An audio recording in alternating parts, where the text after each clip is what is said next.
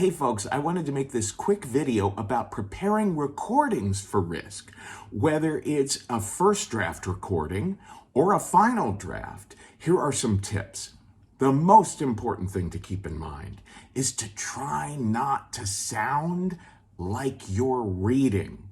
What we go for on the podcast, we want it to sound like you're having a conversation, like you're literally telling this story to a friend over a beer or a cup of coffee. If you sound like you're reading off of a page, or if you sound like you memorized something word by word so that you're really clearly reciting it, that just doesn't work for us. That's the thing that we work so hard to avoid. So try not to memorize it so much that it's going to sound read, and definitely don't actually be reading it from a page. You can script it out. Just put that script away when it's time to record it. You can pretend you're telling it to a friend by talking to a picture of a friend, or you can actually have a friend present. You can have a friend sitting there while you're recording, and that friend can be reacting with their face, so we don't hear them reacting, but you can see them reacting, and you're maintaining eye contact, and that brings out the conversational quality for you. You can also use a little crib sheet. You can use a little outline of just key phrases that you can glance down at occasionally to remind yourself where you are, but allow for enough ad-libbing to fill in things as you go.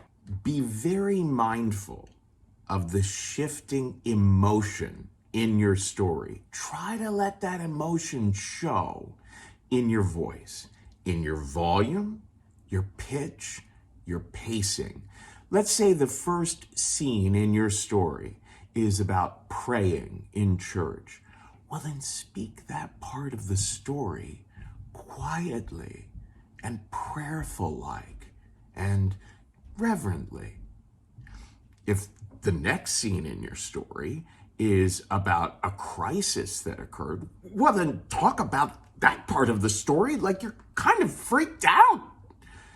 If the next scene in your story is a scene where you got really, really angry at someone, well, then you can let that show in the way you're telling that part of the story.